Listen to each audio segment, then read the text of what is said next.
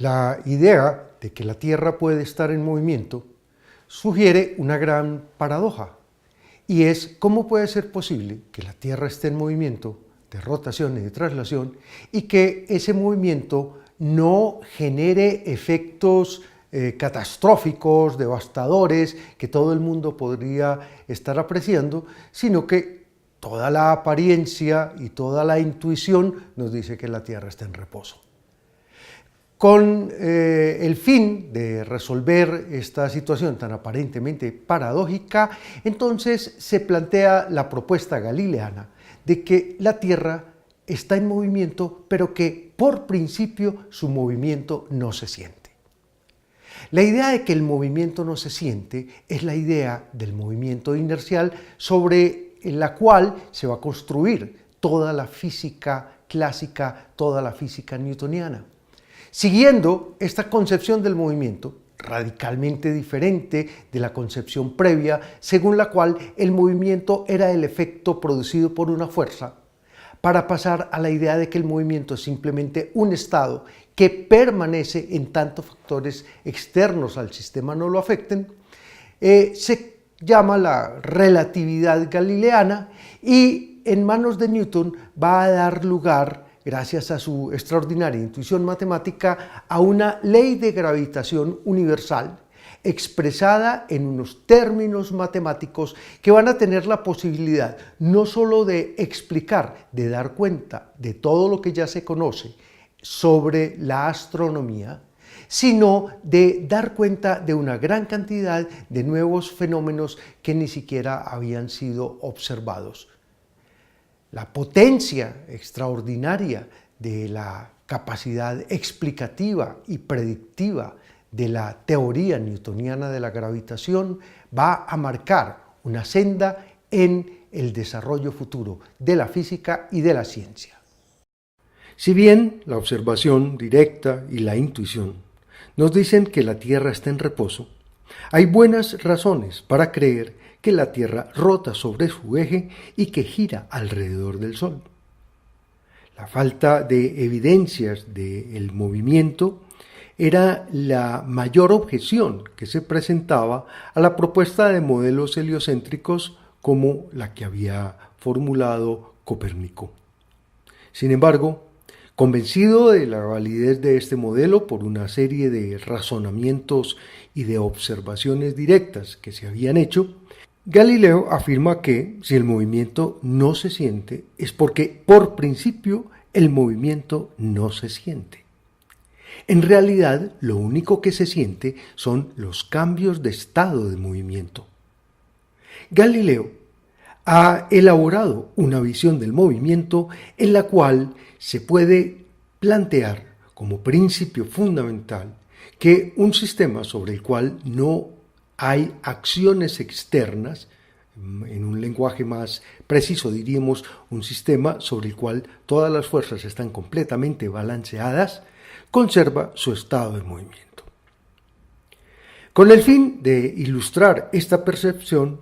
Galileo elabora toda una descripción de lo que sería la observación de una serie de fenómenos en el interior del camarote de un barco que está completamente cerrado, sus ventanas están cerradas, y el barco puede estar atado al muelle o puede estar deslizándose suavemente río abajo. La descripción que da Galileo del comportamiento de los fenómenos dentro del camarote cuando el barco está atado al muelle es exactamente la misma que la que se puede dar cuando el barco se desliza suavemente por el muelle. Es decir, se sirve una copa de vino desde una jarra y el chorro de vino cae perpendicularmente, se observa el volar de una mosca o se observan caer objetos y no hay absolutamente ningún hecho que evidencie que el barco está detenido o que el barco está en movimiento. Con el fin de resolver la antigua polémica respecto a si la Tierra se movía o no y cómo se podría dar esta apreciación, Galileo retoma una vieja discusión respecto a cómo ve un marinero que se sube en lo alto de un mástil y deja caer una bala de cañón, cómo se ve desde lo alto del mástil la caída de la bala de cañón y cómo se ve el mismo fenómeno desde la orilla de la playa donde el barco se desliza suavemente. La conclusión a la que llega Galileo es que mientras que la caída es un fenómeno de movimiento acelerado, en la dirección horizontal el objeto conserva y comparte su estado de movimiento con el barco. Si el barco estuviera completamente rodeado de niebla y Galileo solamente pudiera mirar dentro del barco, entonces estaría viendo que el objeto cae de una manera perpendicular al piso y de una manera paralela al mástil desde el alto del cual fue soltado.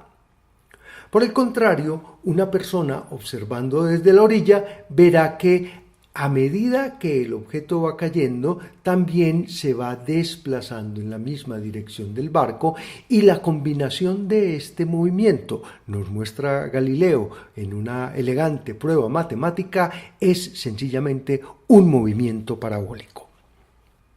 Tratando de dilucidar precisamente el misterio del movimiento planetario, Newton comparó el movimiento de caída de una manzana con el movimiento de la luna y concluyó que obedecen exactamente a la misma causa, que no es otra que la ley de gravitación universal. Con este fin, Newton diseña un experimento mental en el cual se lanzan horizontalmente proyectiles desde lo alto de una montaña muy alta. ¿Qué es lo que se puede apreciar? Lo que se puede apreciar es que el alcance del proyectil lanzado horizontalmente depende de la velocidad inicial, es decir, de la fuerza que se aplicó sobre el proyectil para lanzarlo. Entonces, se puede observar de una manera paulatina que en tanto que la fuerza y la velocidad inicial aumenten, el alcance del proyectil va siendo cada vez más y más largo. Si nosotros nos planteamos la posibilidad de darle una gran velocidad inicial al proyectil, entonces podremos ver que llegará un momento en que el proyectil cambia constantemente la dirección de su movimiento, pero llegará a tener el impulso necesario para volver al punto de partida, puesto que al llegar al punto de partida conservará la velocidad horizontal con la que fue disparado, el proyectil se podrá seguir moviendo de una manera indefinida. De esta manera, por ejemplo, puede plantear Newton que el movimiento de los satélites no es más que un movimiento horizontal permanentemente desviado de su trayectoria por la fuerza de atracción gravitacional. Continuando con el experimento mental de lanzar cuerpos desde lo alto de una montaña, entonces veremos que luego de alcanzar esta velocidad crítica que nos permite tener una trayectoria perfectamente circular alrededor de la Tierra, se puede empezar a lanzar el proyectil con una velocidad cada vez mayor. Ahora la trayectoria ya no va a ser una trayectoria circular, sino que va a ser una trayectoria elíptica. ¿Hasta qué punto puede llegar a ser esta trayectoria elíptica? Bueno, llegará un momento en que la velocidad será tal que ya la trayectoria no va a ser una trayectoria cerrada, sino que el cuerpo inicialmente lanzado se alejará indefinidamente de la Tierra. Literalmente podemos decir, el cuerpo va a escapar de la Tierra.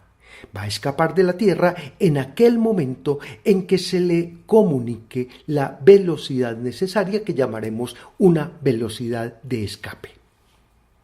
Si se le da al cuerpo una velocidad inicial mayor que la velocidad de escape, entonces ahora va a describir otra serie de trayectorias.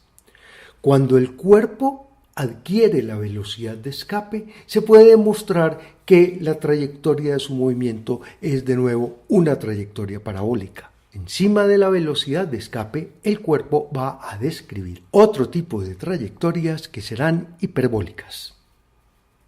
Para poner en términos muy objetivos y precisos, todas sus consideraciones sobre el movimiento de los cuerpos bajo la acción de fuerzas centrales, como es el caso de la fuerza de gravedad, Newton expresó sus famosas 3 leyes de movimiento. Pero estas 3 leyes de movimiento tienen una aplicación muy directa y muy concreta, y es que permiten escribir ecuaciones de movimiento. Ecuaciones de esta forma: F igual a delta P sobre delta T. Cuando uno esta expresión la analiza bajo el parámetro de que en la interacción o bajo la fuerza aplicada, la masa del cuerpo que experimenta la fuerza permanece constante, entonces podemos escribir esta ecuación como F igual a masa por aceleración o F igual a masa por la segunda derivada de R con respecto a T2.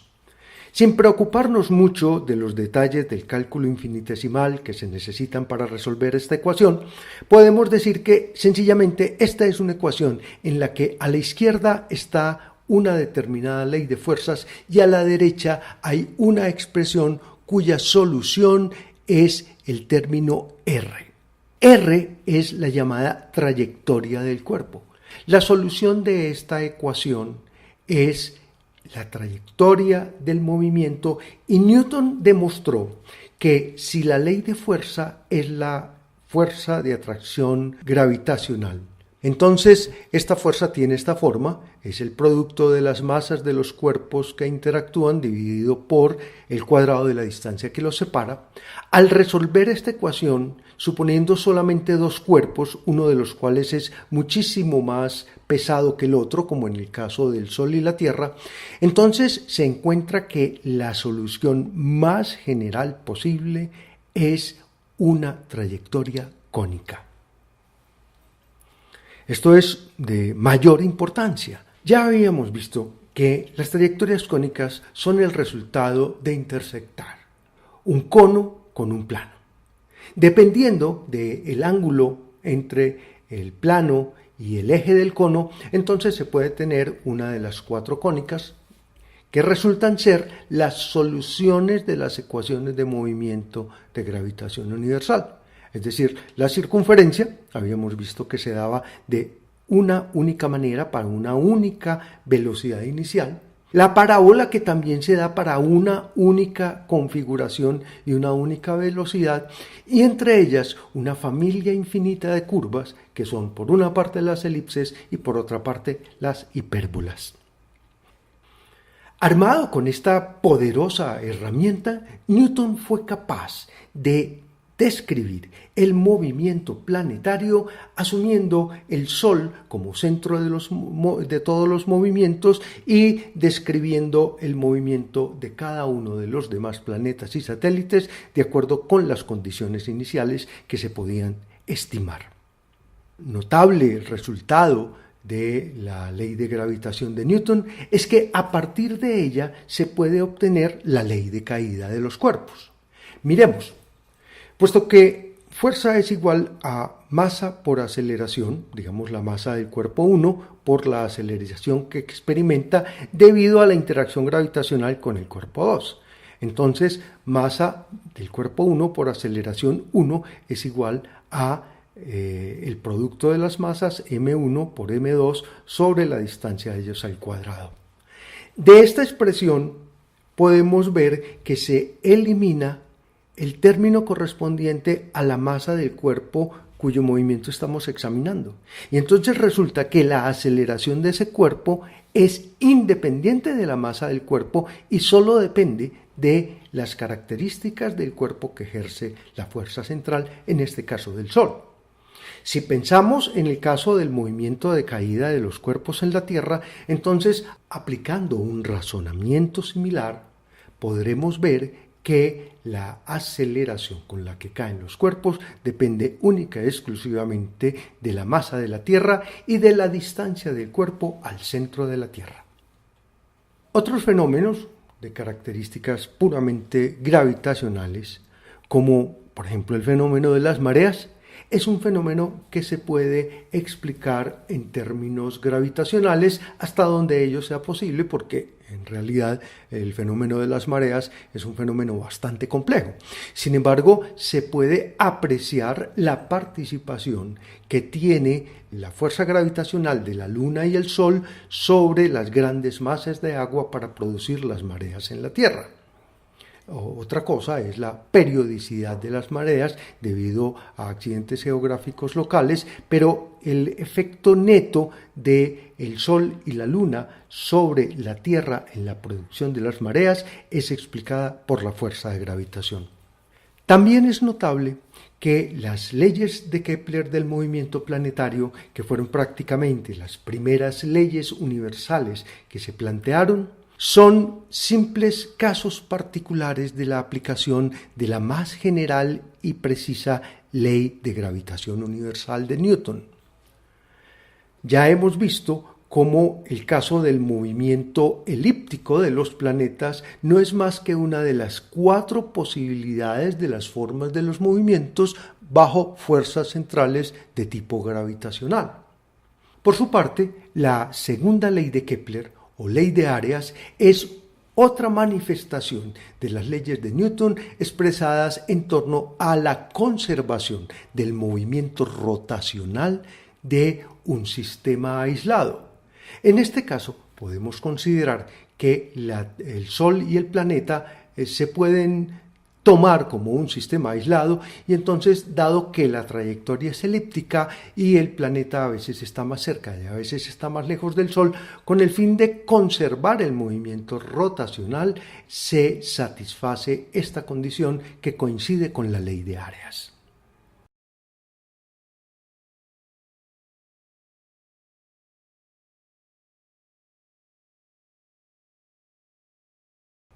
Por último, la famosa ley armónica se demuestra que es simplemente un caso particular de la periodicidad del movimiento cerrado bajo una fuerza central cuando uno de los cuerpos es mucho más masivo que el otro, como sucede en prácticamente todos los casos del movimiento astronómico.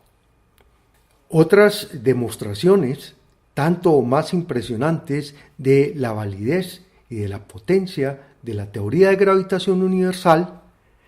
es la observación de planetas que antes nunca se habían percibido y que se descubren por las perturbaciones que causan en planetas que ya habían sido observados. Por ejemplo, el planeta Urano había sido descubierto por William Herschel gracias a la observación telescópica mediante el telescopio más potente que se había construido en su época. La observación detallada del planeta Urano mostró una serie de irregularidades que hicieron pensar en la existencia de un planeta más allá de la órbita de Urano. Algunos notables astrónomos y físicos de la época se dedicaron a tratar de calcular las características de este nuevo planeta, y efectivamente el astrónomo francés Le Verrier fue capaz de predecir las características y la posición aproximada de este planeta, el cual fue descubierto por el astrónomo alemán Gale.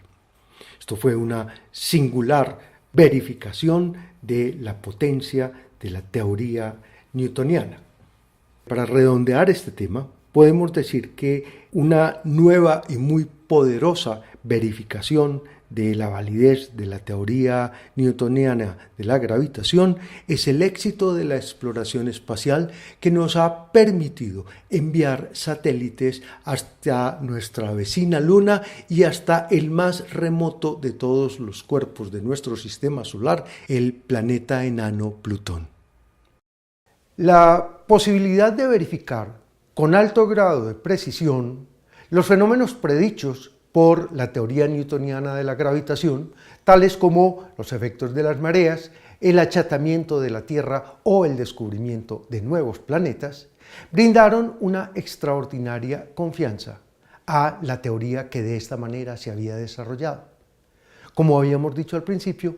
esta eficacia, esta potencia de la teoría matemática de la física marca una senda que la física va a seguir ya no solamente en lo referente a la astronomía y a la gravitación, sino en muchas otras sendas, en muchas otras áreas del conocimiento, en muchas otras áreas de interés que se van a ir integrando al cuerpo fundamental de la física y de las que nos ocuparemos en clases posteriores.